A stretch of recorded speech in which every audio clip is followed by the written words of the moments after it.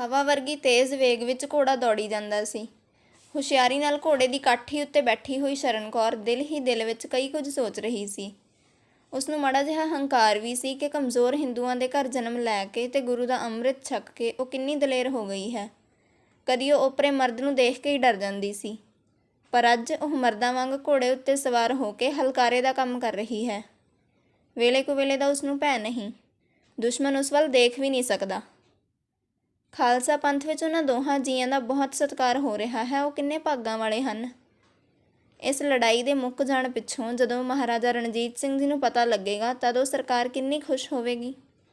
ਹੋ ਸਕਦਾ ਹੈ ਕਿ ਉਹਨਾਂ ਨੂੰ ਸਰਕਾਰ ਵੱਲੋਂ ਇਨਾਮ ਵੀ ਮਿਲੇਗਾ। ਜਿੱਤ ਸਦਾ ਖਾਲਸਾ ਪੰਥ ਦੀ ਹੁੰਦੀ ਹੈ ਤੇ ਹੁੰਦੀ ਰਹੇਗੀ, ਕਿਉਂਕਿ ਇਸ ਦਾ ਰਾਖਾ ਅਕਾਲ ਪੁਰਖ ਆਪ ਹੈ। ਸ੍ਰੀ ਗੁਰੂ ਗੋਬਿੰਦ ਸਿੰਘ ਜੀ ਤੇ ਗੁਰੂ ਨਾਨਕ ਦੇਵ ਜੀ ਦੀਆਂ ਮਿਹਰਾਂ ਤੇ ਬਖਸ਼ਿਸ਼ਾਂ ਬੇਅੰਤ ਹਨ। ਇਉਂ ਵਿਚਾਰਾਂ ਕਰਦੀ ਹੋਈ ਘੋੜੇ ਦੀਆਂ ਵਾਗਾਂ ਸੰਭਾਲਦੀ ਚੱਲੀ ਜਾ ਰਹੀ ਸੀ। ਸੀਤਲ ਹਵਾ ਦੇ ਬੁੱਲੇ ਉਹਦੇ ਕੰਨਾਂ ਨੂੰ ਚੀਰਦੇ ਹੋਏ ਲੰਘ ਰਹੇ ਸਨ। ਉਹ ਨਿਰਭਉ ਸੀ।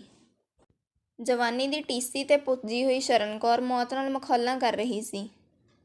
ਇਸ ਤਰ੍ਹਾਂ ਉਹ 5-6 ਮੀਲ ਪੰਧ ਨਿਕਲ ਗਈ। ਜੰਗਲ ਦਾ ਰਸਤਾ ਆ ਗਿਆ। ਜੰਗਲ ਹੀ ਨਹੀਂ, ਸਗੋਂ ਹਨੇਰੀ ਖੱਡ ਵੀ ਸੀ। ਉਸਦੇ ਕੰਢੇ ਕੰਢੇ ਜਾਣਾ ਪੈਂਦਾ ਸੀ।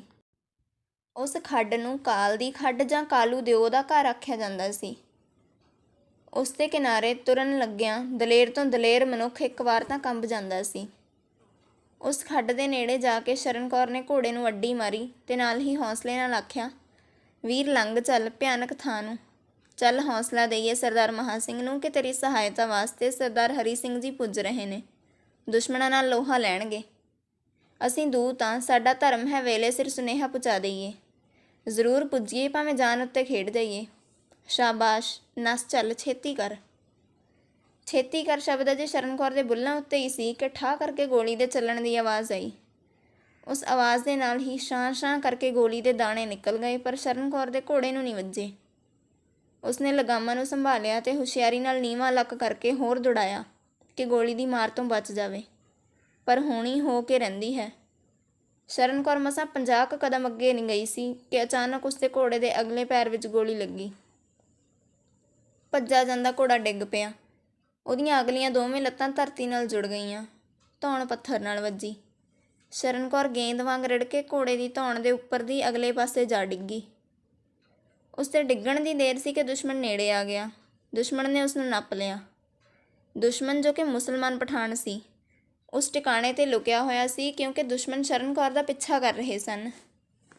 ਇਹ ਸਾਰੇ ਪਰਬਤਾਂ ਵਿੱਚ ਰੌਲਾ ਸੀ ਕਿ ਇੱਕ ਸਿੱਖ ਇਸਤਰੀ ਫਰੀਦੀ ਇਸਤਰੀਆਂ ਦਾ ਭੇਸ ਧਾਰ ਕੇ ਸਿੱਖ ਰਾਜ ਵੱਲੋਂ ਜਾਸੂਸੀ ਦਾ ਕੰਮ ਕਰਦੀ ਹੈ। ਉਹਨਾਂ ਨੂੰ ਇਹ ਪੱਕਾ ਭਰੋਸਾ ਸੀ ਕਿ ਬਾਲਾ ਹਿਸਾਰ ਦੇ ਕਿਲ੍ਹੇ ਤੇ ਜਮਰੌਦ ਦੇ ਵਿਚਾਲੇ ਜ਼ਰੂਰ ਜਾਸੂਸ ਇੱਧਰ ਉੱਧਰ ਦੌੜਨਗੇ। ਜਾਂਦੀ ਵਾਰ ਤਾਂ ਸ਼ਰਨ ਕੌਰ ਹੱਥ ਨਾ ਆਈ, ਪਰ ਮੁੜਦੀ ਹੋਈ ਨੂੰ ਦੁਸ਼ਮਣਾਂ ਨੇ ਘੇਰ ਲਿਆ। ਦੁਸ਼ਮਣ ਦਿਓਆਂ ਵਰਗੇ 4 ਜਵਾਨ ਸਨ। ਉਹਨਾਂ ਦੀਆਂ ਅੱਖਾਂ ਮਸਾਲਾਂ ਵਾਂਗ ਬਲਦੀਆਂ ਸਨ।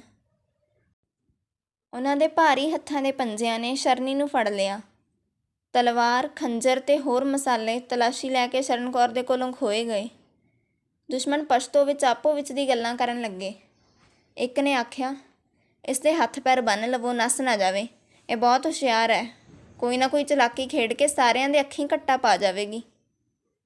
ਅੱਗੇ ਕਈ ਵਾਰ ਹੱਥਾਂ ਵਿੱਚੋਂ ਨਿਕਲ ਗਈ ਹੈ। ਦੂਸਰਾ, ਭਈ ਜ਼ਰੂਰੀ ਕਰੜੇ ਬੰਨ੍ਹ ਨੂੰ ਮੰਨਣੇ ਚਾਹੁੰਦੇ ਹਨ। ਸਿੱਖਾਂ ਦੇ ਗੁਰੂ ਨੇ ਸਿੱਖਾਂ ਨੂੰ ਕਈ ਜਾਦੂ ਦੱਸੇ ਨੇ। ਜਾਦੂ ਦੇ ਆਸਰੇ ਵੀ ਖਿਸਕ ਜਾਂਦੇ ਨੇ। ਕੋਈ ਬਾਣੀ ਜਾਂ ਕਲਾਮ ਪੜ੍ਹਦੇ ਨੇ, ਬਸ ਉਹ ਕਲਾਮ ਇਹਨਾਂ ਦੀਆਂ ਸਾਰੀਆਂ ਮੁਰਾਦਾਂ ਪੂਰੀਆਂ ਕਰ ਦਿੰਦੀ ਹੈ। ਤੀਸਰਾ, ਮੇਰਾ ਵਿਚਾਰ ਤਾਂ ਹੈ ਇਸ ਨੂੰ ਗੋਲੀ ਮਾਰ ਦਿਓ। ਮੌਤ ਡਨ ਜਾਸੂਸ ਵਾਸਤੇ ਮੁਕਰਰ ਹੈ। ਚੌਥਾ ਹੌਸਲੇ ਤੇ ਹੰਕਾਰ ਨਾਲ ਬੋਲਿਆ, ਨਾ ਗੋਲੀ ਮਾਰਨ ਦੀ ਲੋੜ ਹੈ, ਨਾ ਜਾਦੂ ਦਾ ਡਰ। ਦਿਲਾਵਰ ਖਾਨ ਦੇ ਪੰਜੇ ਵਿੱਚੋਂ ਫਰਿਸ਼ਤੇ ਵੀ ਨਹੀਂ ਨਿਕਲ ਸਕਦੇ। ਇੱਕ ਇਨਸਾਨ, ਤੇ ਉਹ ਵੀ ਔਰਤ, ਭਲਾ ਕਿਵੇਂ ਨੱਸ ਸਕਦੀ ਹੈ? ਚਿੰਤਾ ਨਾ ਕਰੋ, ਸਰਦਾਰ ਦੇ ਸਾਹਮਣੇ ਪੇਸ਼ ਕੀਤਾ ਜਾਵੇਗਾ। ਉਹ ਜਿਵੇਂ ਹੁਕਮ ਕਰਨਗੇ ਕਰਾਂਗੇ। 2 ਜਵਾਨਾਂ ਨੇ ਸ਼ਰਨ ਕੌਰ ਦੀਆਂ ਦੋਵੇਂ ਬਾਹਾਂ ਘੁੱਟ ਕੇ ਫੜ ਲਈਆਂ। ਇੱਕ ਜਵਾਨ ਅੱਗੇ ਤੇ ਇੱਕ ਪਿੱਛੇ ਹੋ ਗਿਆ। ਚੌਹਾਂ ਕੋਲ ਮਨੁੱਖ ਮਾਰੂ ਹਥਿਆਰ ਸਨ। ਸ਼ਰਨ ਕੌਰ ਨੇ ਪੁੱਛਿਆ, ਮੈਨੂੰ ਕਿੱਥੇ ਲੈ ਚੱਲੇ ਹੋ? ਦਿਲਾਵਰ ਖਾਨ ਬੋਲਿਆ, ਆਪਣੇ ਸਰਦਾਰ ਕੋਲ। ਸ਼ਰਨ ਕੌਰ, ਉਹ ਕੌਣ ਹੈ? ਜ਼ਬਰਦਸਤ ਖਾਨ। ਸ਼ਰਨ ਕੌਰ ਹੱਸ ਕੇ ਨਿਰਭੈਤਾ ਦੇ ਲਹਿਜੇ ਵਿੱਚ, ਵਾਹ ਵਾਹ, ਨਾਂ ਤਾਂ ਸੋਹਣਾ ਰੱਖਿਆ ਹੈ, ਜ਼ਬਰਦਸਤ ਖਾਨ। ਅੱਲਾ ਦੇ ਹੁਕਮ ਤੋਂ ਡਰਦਾ ਭਾਵੇਂ ਬਾਹਰ ਨਾ ਆਉਂਦਾ ਹੋਵੇ, ਤੇ ਨਾ ਜ਼ਬਰਦਸਤ ਖਾਨ। ਵਾਰੀ ਕਿਸਮਤ। ਸਾਫ਼ ਪਸ਼ਤੋ ਵਿੱਚ ਦਲੇਰੀ ਦੇ ਬਚਨ ਸੁਣ ਕੇ ਦੋਹਾਂ ਹੀ ਪਠਾਣਾਂ ਦੇ ਤਨ ਮਨ ਨੂੰ ਅੱਗ ਲੱਗ ਗਈ। ਦਿਲਾਵਰ ਖਾਨ ਕ੍ਰੋਧ ਨਾਲ ਬੋਲਿਆ, ਚੁੱਪ ਕਰਕੇ ਤੁਰੀ ਚੱਲ, ਨਹੀਂ ਤਾਂ ਮੈਂ ਧੌਣ ਵਿੱਚ ਮੁੱਕੀ ਮਾਰਾਂਗਾ। ਸ਼ਰਨ ਕੌਰ, ਧੌਣ ਵਿੱਚ ਮੁੱਕੀ ਮਾਰੇਗਾ ਤਾਂ ਫਿਰ ਕੀ ਹੋਵੇਗਾ? ਨਾਲੇ ਤੈਨੂੰ ਸ਼ਰਮ ਨਾ ਆਵੇਗੀ ਇੱਕ ਔਰਤ ਦੀ ਧੌਣ ਵਿੱਚ ਮੁੱਕੀ ਮਾਰਦਿਆਂ ਹੋਇਆਂ? ਫਿਰ ਔਰਤ ਵੀ ਉਹ ਜਿਸ ਦੀਆਂ ਦੋਵੇਂ ਬਾਹਾਂ ਮਰਦਾਂ ਨੇ ਫੜੀਆਂ ਹੋਈਆਂ ਹਨ। ਜੇ ਇੰਨਾ ਬਹਾਦਰ ਹੈ ਤਾਂ ਮੈਨੂੰ ਤਲਵਾਰ ਦੇ, ਬਾਹਾਂ ਮੇਰੀਆਂ ਛੱਡ ਦਿਓ ਤੇ ਫਿਰ ਲੜ ਕੇ ਵੇਖ ਲਓ। ਇਹ ਕੋਈ ਮਰਦਾਂ ਵਾਲੀ ਗੱਲ ਹੈ ਕਿ ਇੱਕ ਔਰਤ ਨੂੰ 4 ਮਰਦ ਘੇਰ ਕੇ ਬਹਾਦਰੀ ਦਾ ਨਾਅਰਾ ਲਾਉਣ? ਗਿੱਦੜ ਦੇ ਗਿੱਦੜ, ਬੁਜ਼ਦਿਲ। ਇੱਕ ਪਠਾਣ, ਇਹ ਔਰਤ ਕੋਈ ਬਹੁਤ ਚਲਾਕ ਪ੍ਰਤੀਤ ਹੁੰਦੀ ਹੈ, ਇਸ ਦੀ ਚਲਾਕੀ ਦਾ ਸ਼ਿਕਾਰ ਨਾ ਹੋ ਜਾਣਾ। ਜਾਂ ਤਾਂ ਇਸ ਨੂੰ ਗੋਲੀ ਮਾਰੋ ਜਾਂ ਚੁੱਪ-ਚਾਪ ਲਈ ਚੱਲੋ। ਇਹ ਕੋਈ ਜਾਦੂ ਦਾ ਖੇਲ ਨਾ ਖੇਲੇ, ਹੱਥ ਨਾ ਛੱਡਿਓ। ਦਿਲਾਵਰ ਖਾਂ ਮਾਂ ਦੇ ਆਟੇ ਵਾਂਗ ਹੰਕਾਰ ਨਾਲ ਆਕੜ ਕੇ, ਉੱਡ ਰੱਖ ਲਓ, ਅਸੀਂ 4 ਹਾਂ, ਇੱਕ ਔਰਤ ਸਾਨੂੰ ਕੀ ਕਰ ਸਕਦੀ ਹੈ? ਮੇਰਾ ਜੀਅ ਕਰਦਾ ਹੈ ਕਿ ਇਸ ਨਾਲ ਲੋਹਾ ਲੈ ਕੇ ਦੇਖ ਹੀ ਲਵਾਂ ਇਹ ਕਿੰਨੇ ਕੁ ਪਾਣੀ ਵਿੱਚ ਹੈ। ਦਿਲਾਵਰ ਖਾਂ ਨੇ ਕਦੀ ਮੈਦਾਨ ਵਿੱਚ ਹਾਰ ਨਹੀਂ ਸੀ ਖਾਧੀ, ਇਹ ਹਰ ਮੈਦਾਨ ਦਾ ਜੇਤੂ ਹੈ। ਦਿਲਾਵਰ ਖਾਨ ਦਾ ਬਾਪ, ਦਾਦਾ ਤੇ ਪੜਦਾਦਾ ਹਿੰਦ ਉੱਤੇ ਹਮਲਾ ਕਰਨ ਵਾਲੇ ਪਠਾਣੀ ਦਲਾਂ ਦੇ ਮੋਹਰੀ ਰਹੇ ਹਨ। ਮੈਂ ਆਖਦਾ ਹਾਂ ਇਸ ਵੇਲੇ ਇਸ ਔਰਤ ਨੂੰ ਛੱਡ ਦਿਓ, ਛੱਡ ਦਿਓ। ਇਹਦੇ ਨਾਲ ਤਲਵਾਰ ਦੀ ਲੜਾਈ ਲੜਾਂਗਾ। ਜੇ ਔਰਤ ਮਰਦ ਨੂੰ ਵੰਗਾਰੇ ਤਾਂ ਮਰਦ ਚੁੱਪ ਰਹੇ? ਇਹ ਕਿਵੇਂ ਹੋ ਸਕਦਾ? ਮੈਂ ਗਿੱਦੜ ਨਹੀਂ, ਸ਼ੇਰ ਸੂਰਮਾ ਹਾਂ। ਇਹ ਆਖਦਿਆਂ ਆਖਦਿਆਂ ਦਿਲਾਵਰ ਖਾਨ ਨੂੰ ਰੋਹ ਚੜ੍ਹ ਗਿਆ। ਕ੍ਰੋਧ ਨਾਲ ਉਸ ਦਾ ਸਰੀਰ ਕੰਬ ਉੱਠਿਆ, ਅੱਖਾਂ ਮਸਾਲਾਂ ਵਾਂਗ ਬਲਣ ਲੱਗ ਪਈਆਂ। ਉਸਨੇ ਸ਼ਰਨ ਕੌਰ ਦੀਆਂ ਬਾਹਾਂ ਛਡਾ ਦਿੱਤੀਆਂ, ਉਹਦੇ ਵੱਲ ਤਲਵਾਰ ਸੁੱਟ ਕੇ ਬੋਲਿਆ, ਮੈਂ ਨਹੀਂ ਸੀ ਚਾਹੁੰਦਾ ਇੱਕ ਔਰਤ ਉੱਤੇ ਵਾਰ ਕਰਾਂ। ਮਰਦਾਂ ਵਾਂਗ ਤੂੰ ਲਲਕਾਰ ਕੇ ਮੇਰੇ ਲਹੂ ਨੂੰ ਗਰਮਾਇਆ ਹੈ, ਇਸ ਵਾਸਤੇ ਹੁਣ ਆ ਕੇ ਲੜ ਕੇ ਦੇਖ ਲੈ। ਜਿਸ ਦਿਨ ਦਿਲਾਵਰ ਖਾਨ ਨੇ ਹਾਰ ਖਾ ਲਈ ਉਸ ਦਿਨ ਦਿਲਾਵਰ ਮਰ ਜਾਵੇਗਾ, ਆਤਮਘਾਤ ਕਰ ਲਵੇਗਾ। ਇਹੋ ਕੁਝ ਤਾਂ ਸ਼ਰਨ ਕੌਰ ਚਾਹੁੰਦੀ ਸੀ। ਉਸਨੇ ਮਨ ਹੀ ਮਨ ਵਿੱਚ ਅਕਾਲ ਪੁਰਖ ਅੱਗੇ ਅਰਦਾਸ ਬੇਨਤੀ ਕੀਤੀ, ਹੇ ਅਕਾਲ ਪੁਰਖ, ਆਪ ਜੀ ਦੀ ਬੱਚੀ ਪਾਪੀ ਤੇ ਦੇਸ਼ ਦੁਸ਼ਮਣ ਨਾਲ ਮੁਕਾਬਲਾ ਕਰਨ ਲੱਗੀ ਹੈ, ਸਹਾਇਤਾ ਕਰਨੀ, ਚੰਡੀ ਦਾ ਬਲ ਬਖਸ਼ਣਾ। ਹੇ ਗੁਰੂ ਮਹਾਰਾਜ, ਕਲਗੀਆਂ ਵਾਲੇ ਪਿਤਾ, ਤੇਰਾ ਅੰਮ੍ਰਿਤ ਛਕਿਆ ਹੈ, ਜਿੱਤ ਪ੍ਰਾਪਤ ਹੋਵੇ। ਮੈਂ ਇਹਨਾਂ ਦੁਸ਼ਟਾਂ ਦੇ ਪੰਜੇ ਵਿੱਚੋਂ ਨਿਕਲ ਜਾਵਾਂ, ਤੇਰੇ ਪੰਥ ਦਾ ਸੁਨੇਹਾ ਪਹੁੰਚਾ ਦੇਵਾਂ। ਜੇ ਪ੍ਰਾਣ ਚਲੇ ਗਏ ਤਾਂ ਸੇਵਾ ਕਰਨ ਦਾ ਮੌਕਾ ਹੱਥੋਂ ਨਿਕਲ ਜਾਵੇਗਾ। ਹੇ ਦਾਤਾ, ਮਿਹਰ ਕਰੋ, ਦਇਆ ਕਰੋ। ਦੀਨਨ ਕੇ ਦਇਆਲ ਪ੍ਰਭੂ, ਤੁਹਾਡਾ ਹੀ ਆਸਰਾ। ਗੁਰੂ ਜੀ ਦੀ ਬੱਚੀ ਦੇ ਸੱਚੇ ਦਿਲੋਂ ਅਰਦਾਸ ਬੇਨਤੀ ਬਿਰਥਾ ਭਲਾ ਕਿਵੇਂ ਜਾ ਸਕਦੀ ਸੀ? ਉਸ ਵੇਲੇ ਤਰਕਾਲਾਂ ਪੈ ਰਹੀਆਂ ਸਨ, ਸੂਰਜ ਪਹਾੜੀਆਂ ਉੱਲੇ ਹੋ ਚੁੱਕਾ ਸੀ, ਪਰ ਅਜੇ ਇੱਕ ਦੂਸਰੇ ਦਾ ਮੂੰਹ ਚੰਗੀ ਤਰ੍ਹਾਂ ਦਿਸਦਾ ਸੀ। ਸ਼ਰਨ ਕੌਰ ਨੇ ਕਿਰਪਾਨ ਚੁੱਕ ਲਈ, ਸਤਨਾਮ ਵਾਹਿਗੁਰੂ ਆਖ ਕੇ ਪਿੱਛੇ ਹਟੀ ਤੇ ਪੈਂਤੜਾ ਲਿਆ।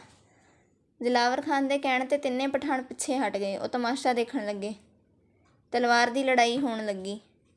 ਦਿਲਾਵਰ ਖਾਨ ਨੂੰ ਖਿਆਲ ਸੀ ਕਿ ਸ਼ਰਨ ਕੌਰ 2-4 ਵਾਰ ਝੱਲੇਗੀ, ਇਸਨੇ ਕੀ ਲੜਨਾ, ਮਨ ਪਰਚਾਵਾ ਹੀ ਸਹੀ। ਪੈਂਤੜੇ ਲੈ ਕੇ ਵਾਰ ਕਰਨ ਤੇ ਵਾਰ ਬਚਾਉਣ ਲੱਗਾ। ਦੂਸਰੇ ਪਾਸੇ ਸ਼ਰਨ ਕੌਰ ਪ੍ਰਤੱਖ ਚੰਡੀ ਦਾ ਰੂਪ ਹੋ ਗਈ। ਗੁਰੂ ਦੀ ਕਿਰਪਾ ਨਾਲ ਅਕਾਲ ਪੁਰਖ ਸਹਾਈ ਹੋ ਪਏ। ਉਹ ਵਾਰ ਕਰਨ ਤੇ ਵਾਰ ਬਚਾਉਣ ਵਿੱਚ ਅਕਲ ਤੇ ਦਲੇਰੀ ਐਸੀ ਦਿਖਾਉਣ ਲੱਗੀ ਜਿਸ ਨੂੰ ਦੇਖ ਕੇ ਪਠਾਣ ਹੈਰਾਨ ਸਨ। ਦੇਖਣ ਵਾਲੇ ਖਿਆਲ ਕਰਨ ਲੱਗ ਪਏ ਕਿ ਦਿਲਾਵਰ ਖਾਨ ਨੇ ਗਲਤੀ ਕੀਤੀ ਹੈ, ਇਸ ਔਰਤ ਨਾਲ ਇਸ ਨੂੰ ਲੜਨਾ ਨਹੀਂ ਸੀ ਚਾਹੀਦਾ। ਇਹ ਹੋਣੀ ਦਾ ਰੂਪ ਹੈ। ਤਲਵਾਰ ਤੇ ਤਲਵਾਰ ਵੱਜਣ ਨਾਲ ਠੱਕ-ਠੱਕ ਤੇ ਛਣਨ-ਛਣਨ ਦਾ ਖੜਕਾ ਪੈਦਾ ਹੋਇਆ। ਮਾਰੂ ਸਾਜ਼ਾਂ ਦਾ ਕੰਮ ਦੇ ਰਿਹਾ ਸੀ। ਦੋਹਾਂ ਨੂੰ ਲੜਦਿਆਂ ਹੋਇਆਂ ਅੱਧਾ ਘੰਟਾ ਹੋ ਗਿਆ। ਸਰੀਰ ਮੁੜਕੇ ਨਾਲ ਧੋਤੇ ਗਏ, ਪਰ ਦੋਹਾਂ ਪਾਸਿਆਂ ਤੋਂ ਕਿਸੇ ਨੇ ਵੀ ਹਾਰ ਨਾ ਖਾਧੀ। ਕਈ ਵਾਰ ਤਲਵਾਰਾਂ ਦੀਆਂ ਮੁੱਠਾਂ ਜੁੜੀਆਂ, ਮੁੱਠਾਂ ਦੇ ਜੁੜਨ ਉੱਤੇ ਇੱਕ ਦੂਸਰੇ ਨੂੰ ਧੱਕ ਕੇ ਡੇਗਣ ਦਾ ਯਤਨ ਕਰਦੇ ਰਹੇ, ਪਰ ਕੋਈ ਨਾ ਡਿੱਗਿਆ। ਪਠਾਣ ਨੂੰ ਸ਼ੱਕ ਪੈਣ ਲੱਗ ਪਿਆ ਕਿ ਸ਼ਾਇਦ ਇਸਤਰੀ ਭੇਸ ਵਿੱਚ ਕੋਈ ਮਰਦ ਹੈ, ਮਰਦ ਤੇ ਉਹ ਵੀ ਜ਼ਬਰਦਸਤ।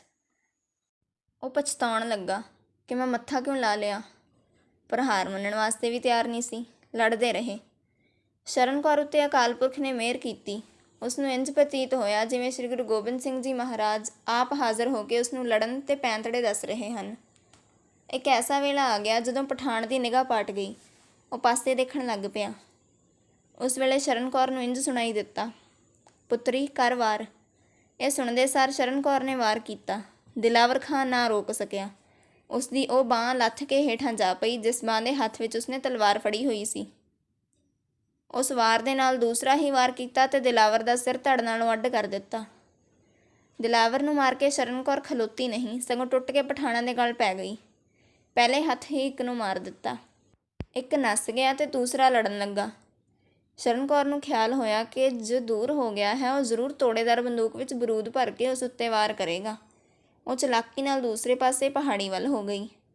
ਲੜਦੀ ਲੜਦੀ ਨੇ ਪਠਾਨ ਨੂੰ ਖੇਤ ਵੱਲ ਧੱਕਿਆ। ਉਹ ਤਲਵਾਰ ਦੇ ਵਾਰ ਕੋਲੋਂ ਤਾਂ ਜਾਨ ਬਚਾਉਂਦਾ ਰਿਹਾ, ਪਰ ਖੱਡ ਦਾ ਉਸਨੂੰ ਖਿਆਲ ਹੀ ਨਾ ਰਿਹਾ, ਪਿੱਛੇ ਹਟਦਾ ਗਿਆ। ਜਦੋਂ ਬਿਲਕੁਲ ਖੱਡ ਦੇ ਕੰਢੇ 'ਤੇ ਗਿਆ ਤਾਂ ਸ਼ਰਨ ਕੌਰ ਨੇ ਤਲਵਾਰ ਦੇ ਵਾਰ ਨਾਲ ਲੱਤ ਦਾ ਵਾਰ ਵੀ ਕਰ ਦਿੱਤਾ। ਉਸਨੂੰ ਧੱਕਾ ਮਾਰ ਕੇ ਨਾਲ ਖੱਡ ਵਿੱਚ ਸੁੱਟ ਦਿੱਤਾ। ਉਹ ਚੀਕਾਂ ਮਾਰਦਾ ਹੋਇਆ ਹੇਠਾਂ ਨੂੰ ਜਾਣ ਲੱਗਾ। ਤਿੰਨਾਂ ਦੁਸ਼ਮਣਾਂ ਦਾ ਸਫਾਇਆ ਕਰਕੇ ਸ੍ਰੀ ਗੁਰੂ ਗੋਬਿੰਦ ਸਿੰਘ ਜੀ ਦੀ ਸਪੁੱਤਰੀ ਸ਼ਰਨ ਕੌਰ ਨੇ ਇੱਕ ਪਲ ਵੀ ਜ਼ਾਇਆ ਨਹੀਂ ਕੀਤਾ, ਕਿਉਂਕਿ ਉਸਨੂੰ ਬੰਦੇ ਦਾ ਡਰ ਸੀ। ਉਸਨੇ ਵੀ ਮਰਨ ਵਾਲਿਆਂ ਦੀ ਇੱਕ ਬੰਦੂਕ ਚੁੱਕ ਲਈ ਜੋ ਦਿਲਾਵਰ ਦੇ ਪਿੱਛੋਂ ਪਠਾਨ ਮਰਿਆ ਸੀ। ਉਸ ਦੇ ਤਨ ਨਾਲੋਂ ਬਰੂਦ ਦੀ ਗੁੱਥੀ ਖੋਲ੍ਹ ਲਈ ਤੇ ਬਰੂਦ ਦੀ ਗੁੱਥੀ ਲੈ ਕੇ ਨੱਠ ਉੱਠੀ, ਇਸ ਗਰਜ਼ ਵਾਸਤੇ ਕਿ ਜੋ ਪਠਾਨ ਬਚਿਆ ਹੈ ਉਸਦੀ ਬੰਦੂਕ ਦੇ ਵਾਰ ਤੋਂ ਬਚੇ। ਪਰ ਉੱਧਰ ਗੁਰੂ ਨੇ ਭਾਣਾ ਵਰਤਾ ਦਿੱਤਾ। ਉਹ ਪਠਾਨ 20 ਕੁ ਕਦਮ ਨਹੀਂ ਨੱਠਾ ਸੀ ਕਿ ਉਸਨੂੰ ਸ਼ੇਸ਼ਨਾਗ ਨੇ ਗਿੱਟੇ ਉੱਤੇ ਡੰਗ ਮਾਰਿਆ। ਡਿੱਗਦੇ ਸਾਰ ਉਸਦੇ ਪ੍ਰਾਣ ਨਿਕਲ ਗਏ। ਸ਼ਰਨ ਕੌਰ ਉਹਨਾਂ ਦੁਸ਼ਮਣਾਂ ਕੋਲੋਂ ਸੁਤੰਤਰ ਹੋ ਗਈ। ਉਸ ਕੋਲ ਹਥਿਆਰ ਸਨ, ਪਰ ਘੋੜਾ ਨਹੀਂ ਸੀ। ਲੰਮਾ ਪੰਧ ਪੈਦਲ ਹੀ ਕਰਨਾ ਪੈਣਾ ਸੀ। ਰਸਤਾ ਸਾਰਾ ਖਤਰੇ ਨਾਲ ਭਰਿਆ ਪਿਆ ਸੀ। ਉੱਪਰੋਂ ਕਾਲੀ ਰਾਤ ਛਾਂ-ਛਾਂ ਕਰਨ ਲੱਗ ਪਈ। ਗੁਰੂ ਦੇ ਆਸਰੇ ਉਹ ਤੁਰੀ ਗਈ। ਅੱਧ ਕੁ ਮੀਲ ਪੰਧ ਨਿਕਲ ਕੇ ਸਾਹ ਲੈਣ ਵਾਸਤੇ ਬੈਠ ਗਈ।